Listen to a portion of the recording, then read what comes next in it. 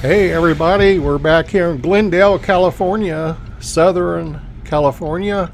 We're on a search for more famous graves here at Forest Lawn Memorial Park. I see they still have their Christmas decorations up. Starting out today, our first stop is at the Court of Freedom. You might recall in previous videos, we have Joe Jackson here and Natalie Coe. This is the grave location of Alan Paulson. He was an aviator. He was the founder of Gulfstream Aerospace Corporation. Starts out as a young man working for TWA. Later in life, as many overachievers do and entrepreneurs, he expands his business into an LLC, opens a Cadillac dealership, a Lincoln Mercury dealership, and a Rolls-Royce dealership in Beverly Hills, California.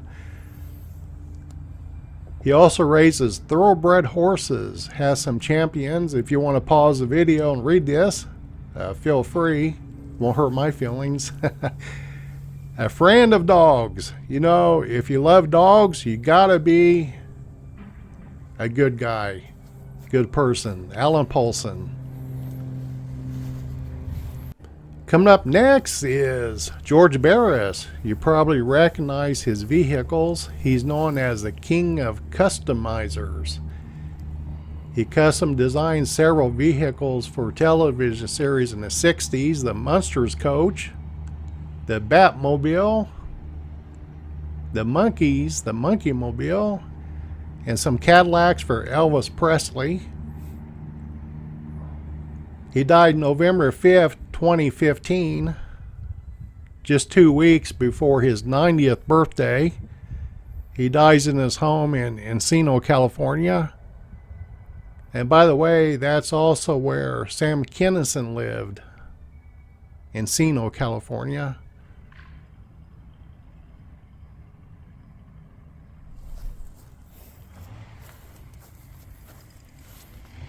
We're at the Columbarium of Sunlight. As we enter this area, we'll visit the final resting places of those behind the scene in movie making. We'll also visit with some actors and actresses. Our first stop in this area is Burton Holmes. Mr. Holmes was a producer and a director. He had pioneered travel documentaries, which he named travelogues. He made travel films of Italy and Hawaii.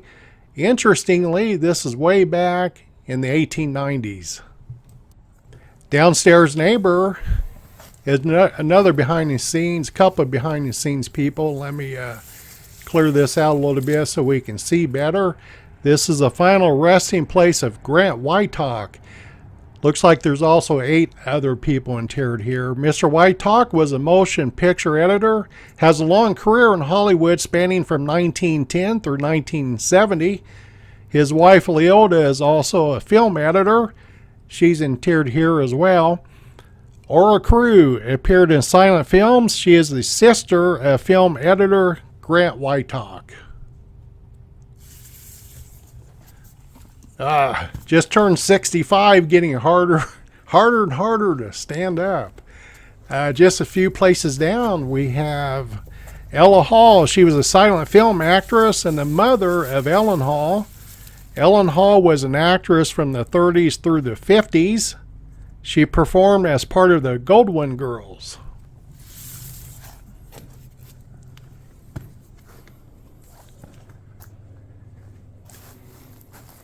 Oh boy, isn't it too cold? We're still at Forest Lawn Memorial Park, Glendale, California. As we enter this area, this is the grave location of one smart individual, Atwater Kent. Mr. Atwater earns a degree in mechanical engineering way back in 1895. He starts a company called Kent Electrical Manufacturing, where he built and sold electrical motors, fans, and later radios.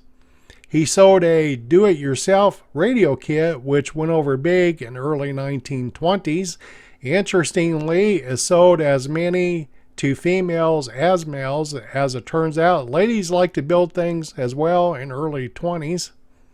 His company was one of the biggest employers of its day. The factory covered 32 acres located in North Philadelphia. It provided much needed jobs to 12,000 people. In all, they would build and sell over 3 million radios. They sold for an average of $80 each. And today, they are much sought after by collectors. He sold his company out to Philco. He died March the 4th, 1949, in Hollywood, California.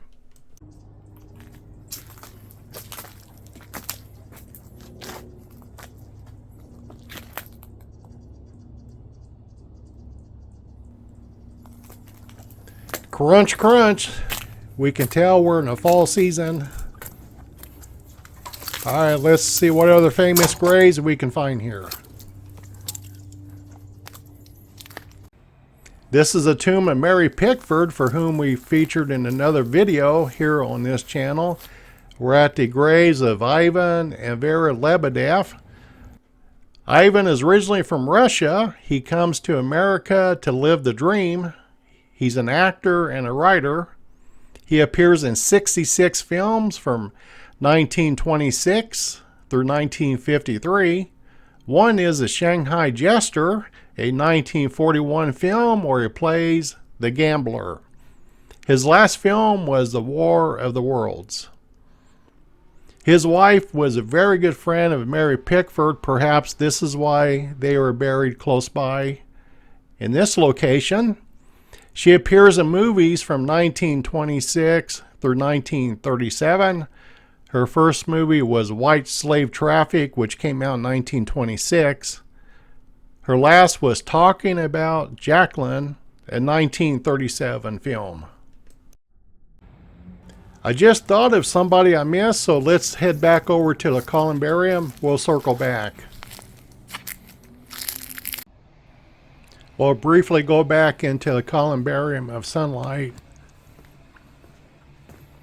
Hello, boys. You know, one thing I've noticed is these statues all have numbers on them, so I imagine they're listed somewhere in a historic catalog. If anybody knows, please leave me a comment. Back wall is a niche of Roland Lee. Mr. Lee was a director, producer, and a screenwriter. He leaves Hollywood, heads to Wall Street to become a stockbroker. Just didn't do very well, so he realizes as a young man he can make more money back in Hollywood. He does this. He's a director of a couple of Gary Cooper movies. One is Doomsday, which came out in 1928, and another is A Man from Wyoming, which came out in 1930.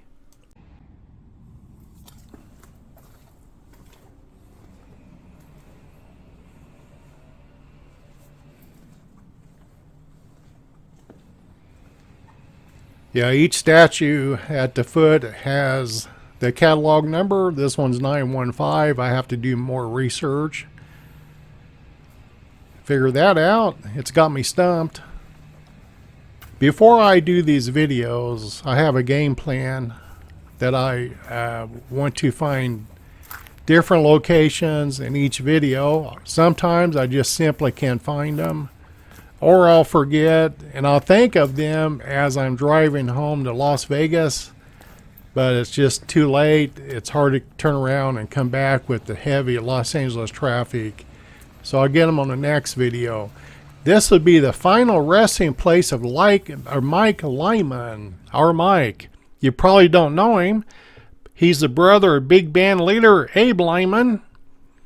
Mike opens Mike Lyman's Restaurant, which became a big-time, very popular hangout for major mafia figures. Here's a picture of the restaurant, kind of blurry and fuzzy, but this does say Mike Lyman's. That looks like the food was pretty good too. The history of Los Angeles, major mafia hangout.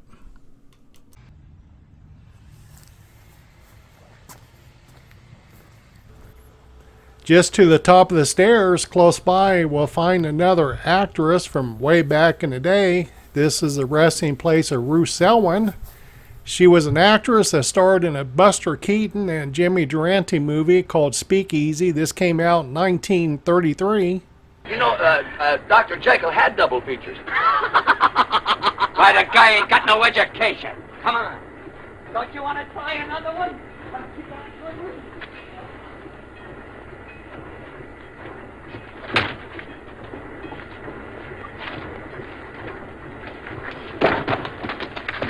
Oh, I'm so sorry. Did I hurt you? No. I hope it's not damaged. Oh, it's all right. I am Professor Timoleon Xanders Post, late of the faculty of Potts College. Gee, this is the first time I ever met a professor. You're an actress, aren't you? Well, I'm a dancer. What a coincidence. You know, I have made an exhaustive study of Greek dancing. How interesting. Pansy, come on, you're going to miss the train, Pansy. Oh, I'll assist you. We need no assistance. Come on, Pansy. She was under contract with MGM for several years, but only made 2 more movies before retiring.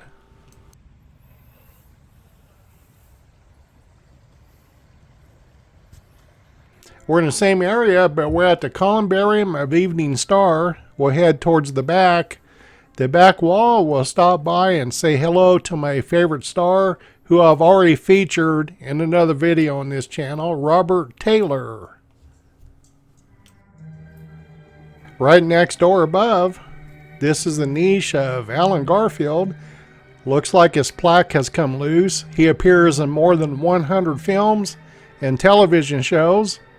A couple of them are The Cotton Club, which came out in 1984. I do remember seeing it. And Beverly Hills Cop 2, which came out in 1987 with Eddie Murphy.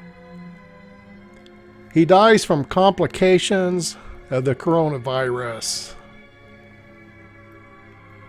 There's where the music's coming from. They play music in the columbariums and the mausoleums here at Forest Lawn, Glendale.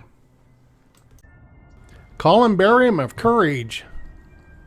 As we enter this area, over on the east wall, we'll pay our respects. By the way, you got to smell these fresh roses.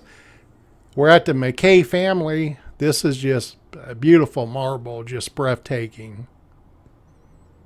We're here to pay our respects to Dorothy McKay Carmichael. Her stage name was Wanda McKay. Her birth name is Dorothy Quackenbush. You can understand her changing her name. With her good looks, she was voted Miss American Aviation in 1938. This led to her starring in over 50 B movies. He looked at you kind of funny, didn't he, Horace? Well, that's the trouble with these city people. They expect big tips for things they get paid for doing anyway. But the trunk is pretty big. It would have been better if we hadn't brought it. But you know how sentimental Mother is. She took it on her honeymoon, so I had to take it on mine. Yeah, I know. But even so, it's nearly empty. She was in the 1940 film The Quarterback, and The Golden Eye, which came out in 1948, just to name a few. She is married to Hoagie Carmichael, and he's buried in Bloomington, Indiana.